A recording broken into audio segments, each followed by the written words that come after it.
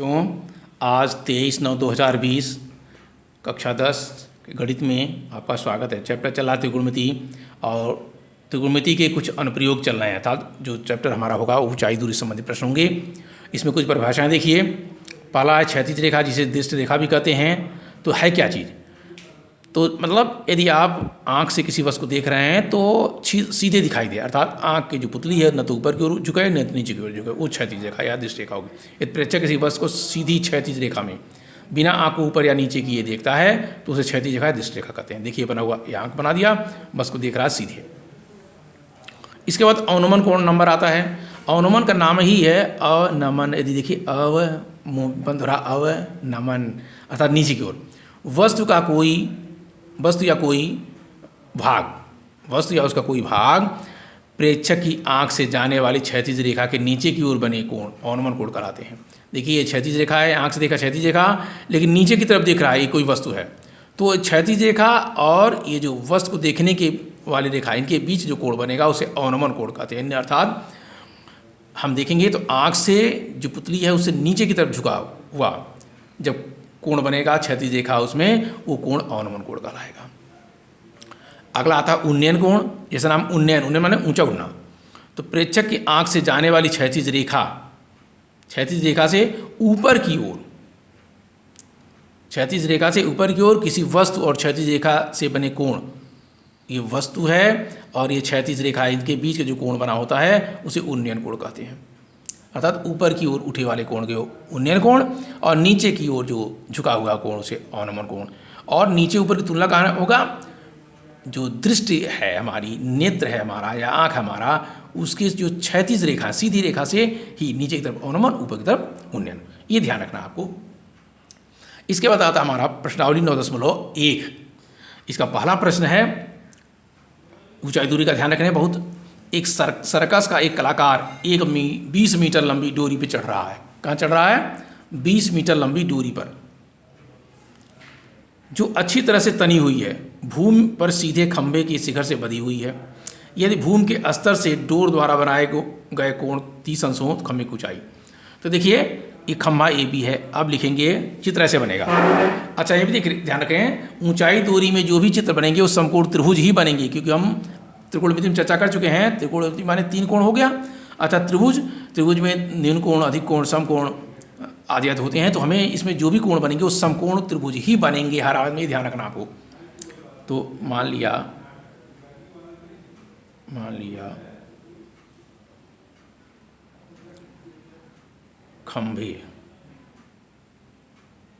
खंभे की ऊंचाई h मीटर, ठीक है, ऊंचाई h मीटर।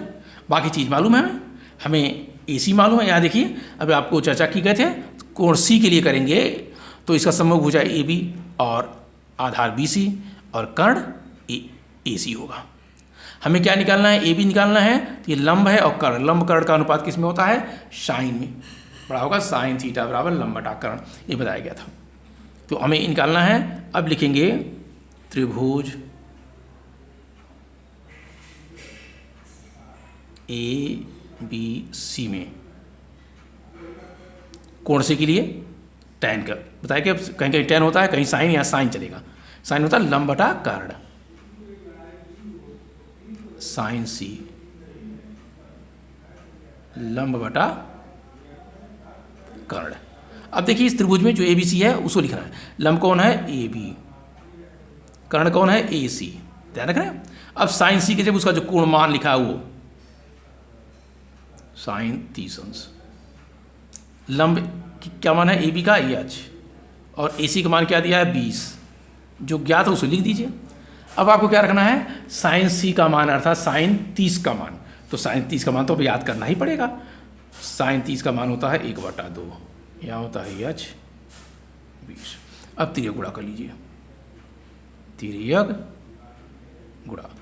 यदि शुरू से ध्यान देंगे तो दिक्कत नहीं होगी, तब तो आसान है, और नहीं ध्यान देंगे तो आसान है, नहीं है तब कठिन होगा आपके लिए। तिर्यक गुणा करने पर, या कोई तिर्यक गुणा से लिख दें तभी चलेगा।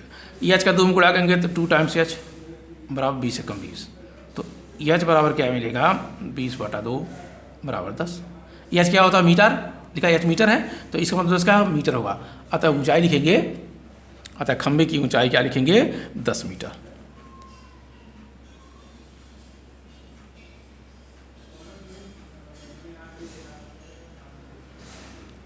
खंभे की ऊंचाई, यही पूछा है कि खंभे की ऊंचाई क्या होगी।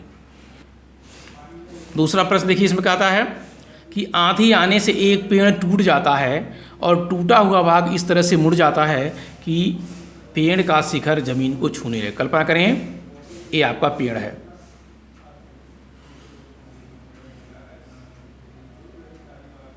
यहाँ से, और ये हिस्सा है, ये पूरा पेड़ यहाँ से यहाँ है। अभी डाट लाने से दिखा रहे हैं कि मान लो टूट गया, और जो यहाँ से टूट करके ये पोर्शन गिर करके कहाँ गया, यहाँ। ध्यान रखिए, पेड़ यहाँ से यहाँ था, तो मान लिया पेड़ ए बी, ये सी हो गया, एच ऊंचाई से टूटा है। अब लिखेंगे, मान लिया पेड़ ए बी, कभी खम्मा ए बी, जो ए बी, जो बिंदु, अब देखिए सी यहाँ लिख, सी नहीं लिखेंगे, यहाँ ओ लिख दीजिए, जो बिंदु ओ से टूटकर जमीन पर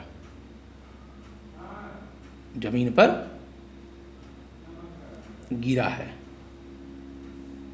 ठीक है, अब लिख सकते हैं, यहाँ क्या मान सकते हैं कि मान लिया पेड़ की ऊंचाई, कोई यहाँ से मान सकता है, मान लिया एच ऊंचाई से पेड़ गिरा है, कोई फर्क नहीं पड़ेगा, तो यहाँ लिख दें,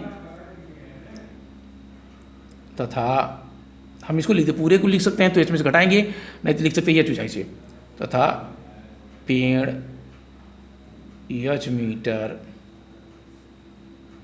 ऊंचाई से टूटकर गिरा है। दोनों स्वतंत्र है, उसको एच मान लें तो ये कोई ऊंचाई मानेंगे उसमें से घटाएंगे, यदि उसको भी एच मान लिए तो इसका मान लें।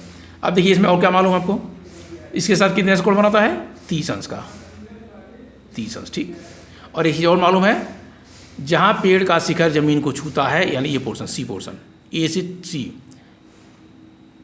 पेड़ के पाद बिंदु अर्थात बी से, ये है 8 मीटर। क्या है, यानी बी सी हो गया 8 मीटर। ये पोर्शन हमने मानक माना है एच मीटर,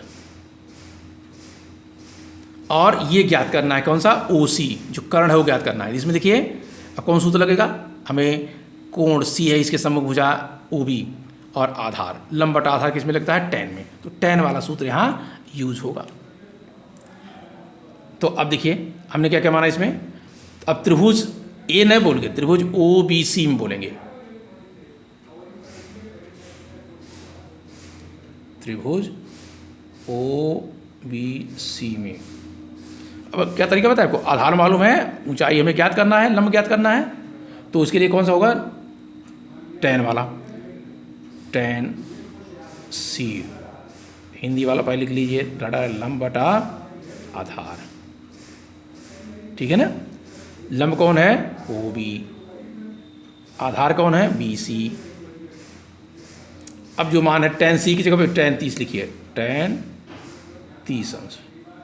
ओ बी का मान कितना है, एच, बी सी का मान कितना है, 8।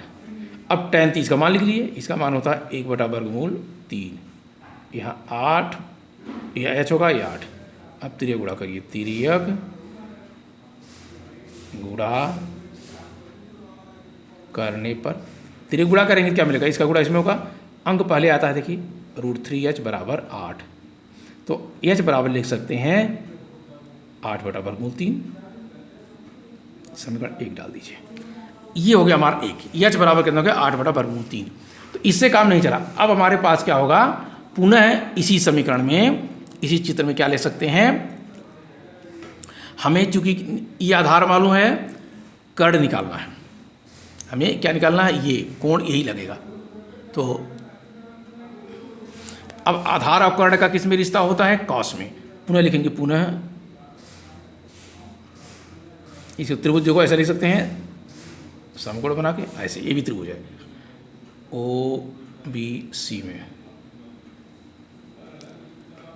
पुनः ओ बी सी में। तो क्या मैंने बताया कास, कास क्यों लिया? क्योंकि आधार मालूम है, हमें कर्ण निकालना है, इसलिए कास। आधार और कर्ण का रेशियो होता है आधार बटा कर्ण होता है कॉस थीटा, तो कॉस सी आधार बटा कर्ण। साइन के लिए बताया गया लंब बटा कर्ण। इसमें आधार कौन है सी के लिए? B C. अब कर्ण कौन है? ओ सी। तो कास सी की जगह क्या आएगा? कास 30 अंश बराबर बी सी का मान मालूम है 8, और ओ सी कितना है? ओ सी अभी रहने दीजिए, ओ सी का मान ओ सी। अब कास 30 का मान होता है वर्गमूल 3/2, यहाँ 8 बटे ओ सी। अब पुनः तिर्यक गुणा कर लीजिए, तिर्यक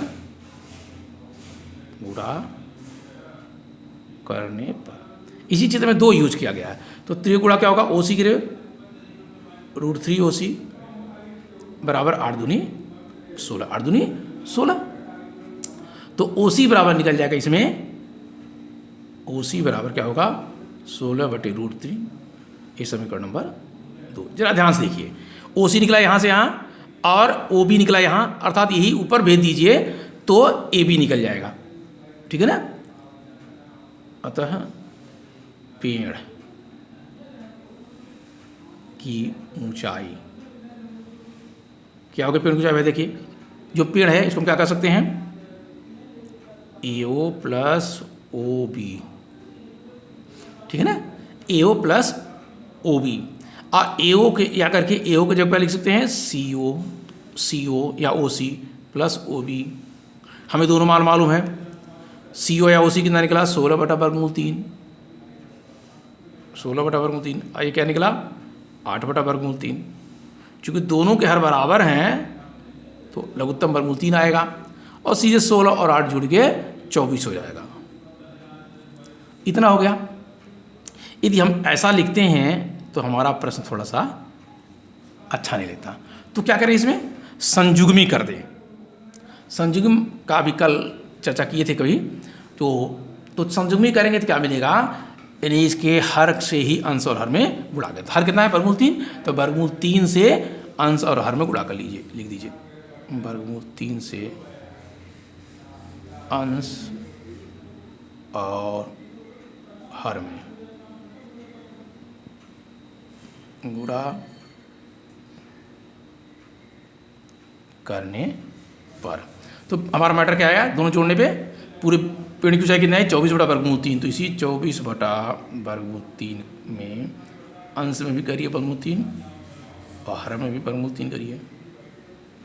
गुणा करेंगे तो आएगा 24/3 बटे वर्गमूल 3 में वर्गमूल 3 को गुणा करते तो आता है 3, और इसी 3 से भाग दीजिए, 3 × 8 = 24। क्या मान आएगा? 8/3। पेड़ की ऊंचाई क्या निकल जाएगी? 8/3। इसका वर्गमूल 3 का मान ये दिया हो तो लगा सकते हैं, नहीं तो यहीं छोड़ दीजिए, क्योंकि आगे लाएंगे तो गलती होने के चांसेस है, तो ऐसा नहीं लगे। अतः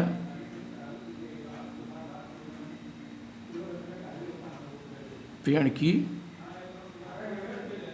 ऊंचाई 8/3 मीटर, 8/3 मीटर है। तो ये 2 प्रश्न ही बहुत पर्याप्त है इसमें आपको समझने के लिए, और जो भी इसमें 12-15 प्रश्न है तो 2-2, 3-3 प्रश्न करके 3-4-5 दिन में इसको खत्म किया जाए। लेकिन यदि आप तुरंत के तुरंत इसको लगाएंगे तभी आपको फायदा होगा।